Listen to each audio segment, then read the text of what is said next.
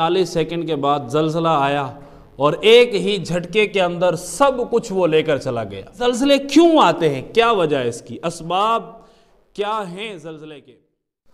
الحمدللہ رب العالمین، والصلاة والسلام علی سید الانبیاء والمرسلین، اما بعد فاعوذ باللہ من الشیطان الرجیم، بسم اللہ الرحمن الرحیم۔ ایک مرتبہ پھر ہم آپ کو اپنے چینل پر خوش آمدید ویلکم کہتے ہیں۔ آپ دیکھ رہے ہیں ہمارا یوٹیوب چینل ڈھیرکی کے بیان، تو سب سے پہلے ہمارے چینل کو سبسکرائب کریں، ہماری ویڈیو کو لائک شیئر کریں تاکہ ہماری ہر نیو آنے والی ویڈیو آپ تک بآسانی پہنچ سکے۔ آج کل زلزلے کے ٹاپک کو بہت زیادہ لیا جا رہا ہے، اور اس وقت ملک کے شام کے اندر اور ترکی کے اندر جو زلزلے کی آفت آئی، واقعی اس بات کو ماننا پڑے گا کہ اس نے ایک بڑی تباہی مچا رکھی ہے۔ میری معلومات کے مطابق 40,000 سے زیادہ لوگ جو ہے وہ اس زلزلے کی آفت کی وجہ سے انتقال کر چکے ہیں۔ ہم اللہ تبارک و تعالیٰ کا شکر ادا بھی ہمیں کرنا چاہیے، جو ویڈیو دیکھ رہے ہیں اور صحیح سلامت ہے، عافیت کے ساتھ موجود ہیں۔ ہم سب دعا بھی کرتے ہیں کہ اللہ عز و جل جو اس زلزلے کی آفت کے اندر جن مسلمانوں کا انتقال ہوا ان کی بخشش فرما، ان کے گھر والوں کو صبر عطا فرما، صبر پر اجر جزیل عطا فرما، اور اسی کے ساتھ ساتھ جن مسلمانوں کا مالی نقصان ہوا، کاروبار تباہ ہو گئے، گھر تباہ ہو گیا، دکانیں تباہ ہو گئی، اتنی بلڈنگیں تھیں وہ ساری کی ساری زمین بوس ہو گئی، ان کا نقصان ہوا، ہم اللہ پاک سے دعا کرتے ہیں کہ اللہ پاک ان کو جلد از جلد اس کا نعم البدل عطا فرمائے، اور جو مسلمان اس زلزلے کی آفت کی وجہ سے زخمی ہوئے، اللہ پاک ان کو جلد از جلد شفا عطا فرمائے، شفا کاملہ عطا فرمائے، ان کے زخموں کو جلدی سے اللہ پاک درست فرما لے۔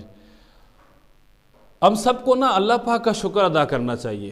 دیکھیں 40 سیکنڈ پہلے جو لوگ کروڑوں روپے کے مالک تھے، دکانیں تھیں ان کے پاس، کاروبار تھا ان کے پاس، پیسہ تھا ان کے پاس، گھر والوں کے ساتھ خوش تھے، لیکن 40 سیکنڈ کے بعد زلزلہ آیا اور ایک ہی جھٹکے کے اندر سب کچھ وہ لے کر چلا گیا۔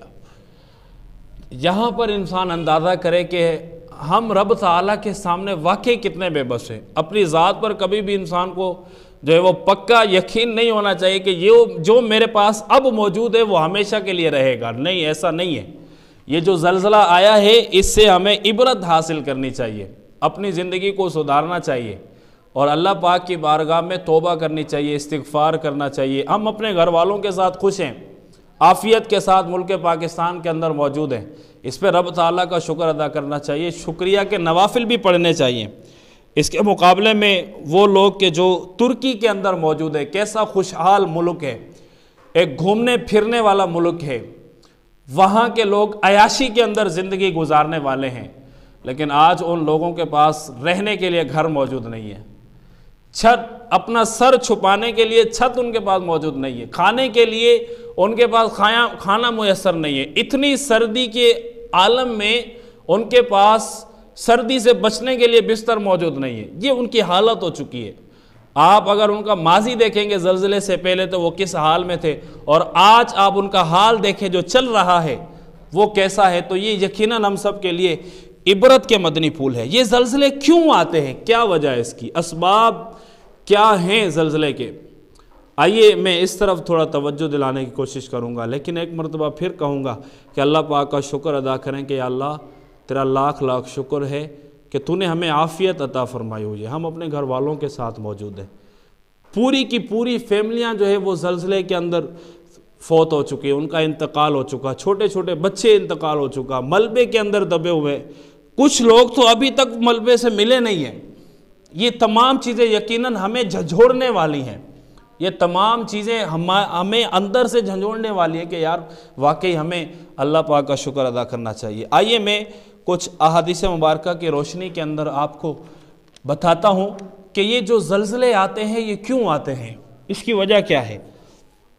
حدیث پاک میں آیا کہ زلزلے کے اسباب اور قیامت کے اشراط کو حضور صلی اللہ علیہ وسلم نے اس طریقے سے بیان فرمایا کہ حکومتی خزانے کو مال غنیمت سمجھا جائے گا۔ ایک سبب یہ بھی ہے ہمارے ملک پاکستان کو دیکھ لیں یا دیگر ممالک کو دیکھ لیں، جو حکومتی خزانہ ہوتا ہے، بیت المال ہوتا ہے، بڑے بڑے حکمران جو ہے وہ اس کو اپنی ذاتی پراپرٹی سمجھتے ہیں، اپنا ذاتی پیسہ سمجھتے ہیں، اور اس حکومتی خزانے کو مال غنیمت سمجھ کر اپنے لیے استعمال کرتے ہیں۔ خواجہ آتے ہیں فرمایا کہ یہ بھی ایک سبب ہے کہ جب زلزلے آتے ہیں تو ایک سبب یہ بھی ہے، آگے سنیے گا آپ۔ نمبر 2، امانت کے اندر خیانت کی جائے گی۔ جب بھی کسی کے پاس امانت رکھی جائے تو وہ اس امانت کے اندر خیانت کرنے والا بن جاتا ہے۔ امانت کو اپنا مال سمجھیں، میں نہیں دوں گا امانت، آپ جاؤ کیا کرو گے، کس کو جا کر کہو گے؟ ارے بھائی اگر اس نے اللہ کی بارگاہ میں تمہاری شکایت کر دی پھر تمہارا کیا بنے گا؟ اللہ پاک سے بڑا تو کوئی بھی نہیں ہے۔ اگر اس بندے نے اللہ سے تمہاری شکایت کر دی، اگر اس بندے نے اللہ کی عدالت کے اندر تمہارا مقدمہ درج کروا دیا، پھر تمہیں کون بچائے گا؟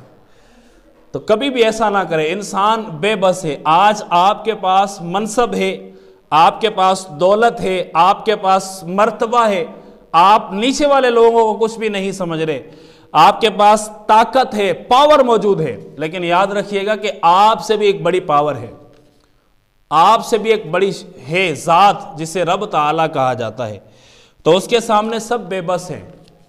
اللہ کی خفیہ تدبیر سے ڈریں اور اللہ کی ذات سے ڈریں۔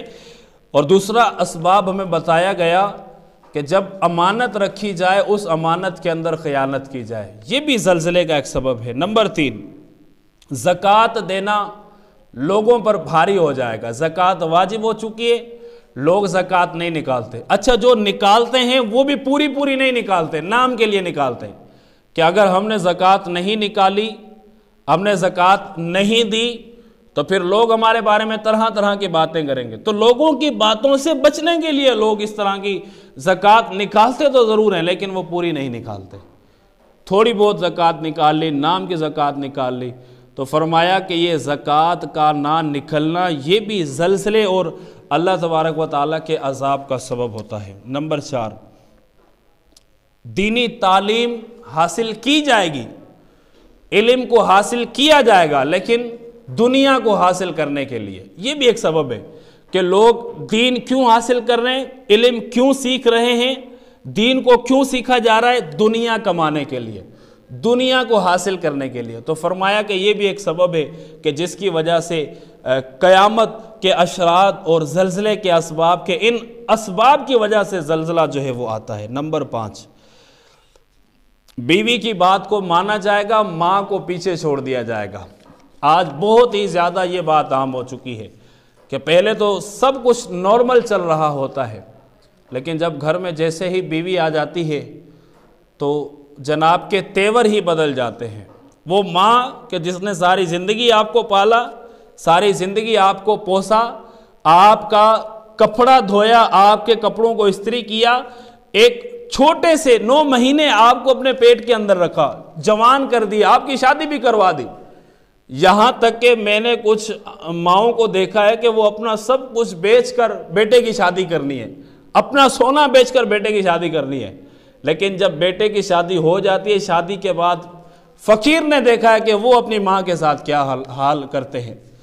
الامان والحفیظ۔ تو پیارے اسلامی بھائیوں، یہ بھی ایک زلزلے کا اسباب ہے، یہ سبب ہے کہ بیوی کی بات کو تو مانا جائے گا لیکن ماں کو پیچھے چھوڑ دیا جائے گا، ماں کی بات کو نہیں مانا جائے گا۔ میرا ہرگز مطلب یہ نہیں ہے کہ آپ اپنی ماں کے لیے اپنی بیوی کو رسپیکٹ نہ دیں، ایسا ہرگز مطلب نہیں ہے، لیکن ماں کا جو مقام ہے وہ آپ کی بیوی سے بڑھ کر ہے۔ ماں کو اس کا مقام دے اور بیوی کو بھی اس ماں کا مقام دے، ان دونوں کو ساتھ لے کر چلنا ہی اصل مرد کی نشانی ہے کہ ساری زندگی جس ماں نے آپ کو پالا اس ماں کو آپ نے چھوڑ دیا اس کل کی آئی ہوئی عورت کی وجہ سے، تو یہ بھی ایک زلزلے کا سبب ہے۔ اس کے اندر بہت ساری چیزیں آ جاتی ہیں، اس کا مفہوم وسیع ہے کہ ماں کی نافرمانی کرنا یہ بھی ایک زلزلہ آنے کا سبب ہے۔ اسی طریقے سے مسجدوں کے اندر آوازیں آنا شروع ہو جائیں گی، مسجد کا تقدس پامال کیا جائے گا، مسجدوں کے سامنے کھڑے ہو کر ڈول باجے جو ہے وہ ایکو ساؤنڈ چلایا جائے گا۔ یہ ہمارے معاشرے کے اندر عام ہو چکا ہے، لیکن جب مسجد کے اندر ہم آتے ہیں تو اس وقت مسجد کے اندر ہم اس کا کتنا تقدس جو ہے پامال کرتے ہیں، شور کرتے ہیں، لوگ دنیاوی باتیں مسجدوں کے اندر کر رہے ہوتے ہیں، لوگ زور زور سے ہنس رہے ہوتے ہیں، کہا لگا رہے ہوتے ہیں مسجدوں کے اندر۔ تو جب اس طریقے سے اللہ کے گھر کا تقدس پامال کیا جائے گا تو زلزلے نہیں آئیں گے تو پھر اور کیا آئے گا؟ تو یہ جتنے بھی اسباب میں آپ کو بیان کر رہا ہوں ایک حدیث کی روشنی کے اندر، ان پر غور کیا جائے، ان کو ختم کرنے کی کوشش کی جائے۔ جب یہ چیزیں ختم ہو جائیں گی تو ہمارا معاشرہ ایک امن کا معاشرہ بن جائے گا، ہمارا معاشرہ ایک بہترین معاشرہ بن جائے گا۔ اور اللہ کی رحمت سے امید ہے کہ جب ہمارا معاشرہ بہترین اور امن والا بن جائے گا، شریعت پر چلنے والا بن جائے گا، تو انشاءاللہ یہ زلزلوں کی آفتوں سے ہم سب محفوظ رہیں گے۔ اسی طریقے سے قبیلے کا جو سردار ہوگا وہ فاسق ہوگا، فاجر ہوگا۔ آج ایک ڈی سی کی آفس کے اندر، ڈی ایس پی کی آفس کے اندر، ایس ایچ او کی آفس کے اندر تو لوگ اس ادب کریں گے، احترام خاموشی کے ساتھ کھڑے ہوں گے، ہاتھ باندھ کر کھڑے ہوں گے۔ جب وہی لوگ اللہ کے گھر کے اندر آتے تو پھر ان کی طبیعت کیسی ہوتی ہے؟ کہ یہ فرمایا کہ جو سردار بنایا جائے گا، ایسے لوگوں کو بنایا جائے گا کہ جو فاسق ہوں گے۔ آج ہمارے ملک کے حکمرانوں کو اگر دیکھا جائے، جن کو سورۃ الاخلاص تک پڑھنا نہیں آتی، دعائے قنوت پڑھنا نہیں آتی، نماز کا ٹیسٹ لے لیا جائے تو وہ بھی پورا سورہ ہے، اور وہ ہمارے جو ہے وہ حکمران بنے ہوئے، الامان والحفیظ۔ تو جو سردار ہوں گے، حکمران ہوں گے، وہ فاسق ہوں گے، تو یہ بھی ایک زلزلے کی آفت کا سبب ہے کہ یہ ہم اپنے ہی ہاتھوں سے کرتوت، یہ ہمارے اپنے ہاتھوں کے کرتوت ہے کہ ہم ایسے ایسے حکمرانوں کو لے کر آتے ہیں جن کو نماز تک پڑھنا نہیں آتی، نماز کے اندر رکوع کیسے کرنا ہے، ہاتھوں کو کیسے پکڑنا ہے، ایسے لوگوں کو ہم حکمران بنا رہے ہیں، اپنا لیڈر مقرر کر رہے ہیں، تو پھر کیا ہوگا؟ یہ زلزلے ہی آنے ہیں۔ بہرحال اللہ پاک ہم سب کے حال پر رحم فرمائے۔ 8واں سبب، لوگوں کی عزت کی جائے گی ان کے شر سے بچنے کے لیے، کہ یار یہ بندہ ایسا ہے، اگر میں اس سے اچھے منہ سے بات نہ کروں نا، یہ میرا جینا حرام کر دے گا۔ اگر میں نے اس سے جو ہے نا وہ مسکرا کر بات نہیں کی، اگر میں نے اس سے ہاتھ نہ ملایا، اس کی عزت نہ کی، تو یہ بندہ مجھے محلے میں رہنے کا نہیں چھوڑے گا۔ تو جب اس طرح کی چیزیں ہوں گی تو زلزلے نہیں آئیں گے تو اور کیا آئیں گے؟ تو فرمایا کہ لوگوں کی عزت کی جائے گی، کس وجہ سے؟ ان کے شر سے بچنے کے لیے، کہ یار اگر میں اس کی عزت نہیں کروں گا، یہ مجھے فتنے کے اندر ڈال دے گا، فساد کے اندر ڈال دے گا، یہ شر کو پیدا کرنے کی کوشش کرے گا، اس وجہ سے میں اس کی عزت کرتا ہوں۔ تو فرمایا کہ یہ بھی ایک زلزلے آنے کے اسباب ہیں۔ گانے بجانے والیاں جو ہے وہ عام ہو جائیں گے۔ آج فلم انڈسٹری کو جو ہے وہ عروج دیا جا رہا ہے، اس کو اہمیت دی جا رہی ہے، گانے بجانے والوں کو، گانا بجانے والیوں کو ایوارڈ دیے جا رہے ہیں کہ واہ آپ نے بڑا زبردست کام کیا۔ تو جب اس طرح کی چیزیں ہوں گی تو میرے میٹھے اسلام بھائیوں، زلزلے نہیں آئیں گے تو پھر اور کیا آئیں گے؟ آگے سنیے، شرابیں عام ہو جائیں گی، شراب کی کثرت ہو جائے گی، گانے باجے کی کثرت ہو جائے گی، اور اسی طریقے سے اس امت کے جو آخری لوگ ہوں گے وہ پہلے والے لوگوں پر لعن طعن کریں گے، ان کو برا بھلا کہیں گے۔ آج دیکھیں سوشل میڈیا پر اور یوٹیوب پر بیٹھ کر چینل بنا کر صحابہ کرام پر کلام کیا جاتا ہے کہ فلاں صحابی نے یوں کیا، فلاں صحابی نے یوں کیا، امام غزالی نے یوں کیا، حضور داتا دربار نے یہ کیا، تو فلاں بزرگ نے یہ کیا، فلاں اللہ کے ولی نے یہ کیا۔ تو آج کا بندہ جس کے نسب تک کا معلوم نہیں ہوتا اور وہ بیٹھ کر ان ہستیوں کے بارے میں کلام کر رہا ہوتا ہے کہ حضرت امیر معاویہ نے یوں کیوں کیا، حضرت علی کے ساتھ یوں جنگ کی، حضرت اماں عائشہ نے یہ کیا، تو اس امت کے جو لوگ ہوں گے وہ اگلوں پر لعن طعن کریں گے۔